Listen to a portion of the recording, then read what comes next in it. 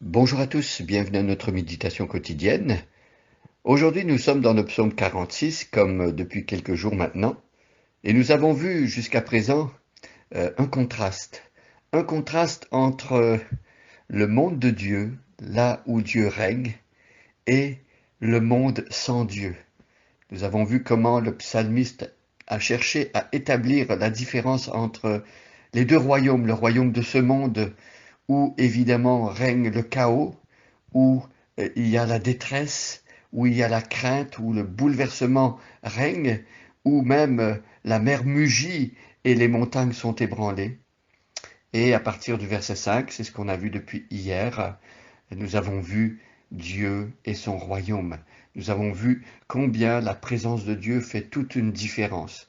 J'aimerais à présent relire les 6 premiers versets. Nous allons nous concentrer aujourd'hui sur le verset 6 du psaume 46. Je vous invite à prendre votre Bible et à suivre avec moi. Je lis dans la version Louis II, 21.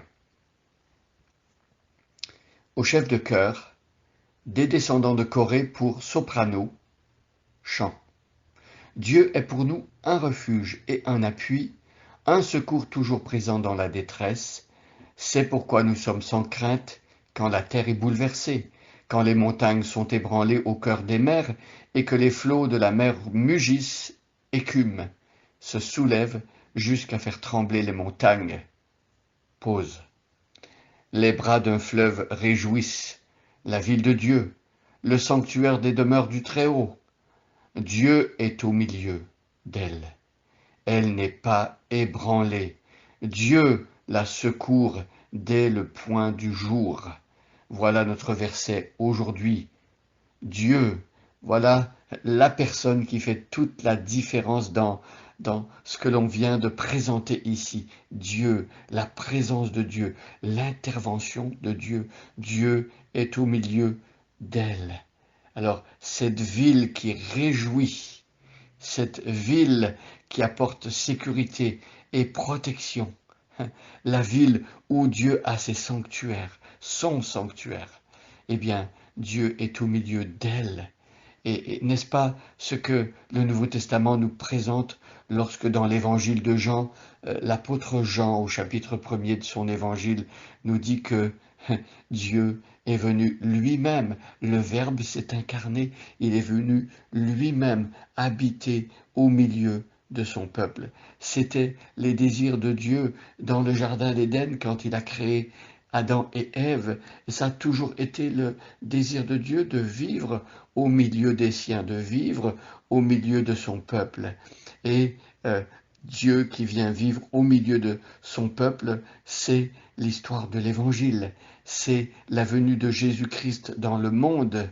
Et l'Évangile de Jean nous dit que la lumière est venue par les siens et les siens ne l'ont pas reçue, mais à tous ceux qui l'ont reçu, il a donné le pouvoir, l'autorité, le grand privilège de devenir enfants de Dieu, lesquels sont nés ni de la chair, ni de la volonté de l'homme, mais de Dieu. Voyez-vous, lorsque Dieu vient parmi les hommes dans la personne de son Fils, c'est pour apporter la lumière, c'est pour apporter le salut. Et cette lumière, nous prions qu'elle soit perçue, qu'elle soit vue et qu'elle soit reçue, parce que lorsque cette lumière est reçue, cela veut dire le salut, cela veut dire l'engendrement dans la famille de Dieu, cela veut dire qu'une personne qui était dans les ténèbres, qui était encore dans le chaos, dans la détresse et dans la mort, cette personne devient alors enfant de Dieu. Et on le voit au verset 6, Dieu est au milieu de cette ville et elle n'est pas ébranlée. Dieu la secourt dès le point du jour. La présence de Dieu pour un être qui se tourne vers lui, un être humain qui fait appel à Dieu. La présence de Dieu en Jésus-Christ signifie le secours. Le secours, Dieu secours de la mort, de l'enfer. Dieu secours de la perdition. Dieu la secourt dès le point du jour. Voyez-vous ici, Dieu ne tarde pas. Quiconque fera appel au nom du Seigneur sera sauvé. C'est une promesse de l'Évangile.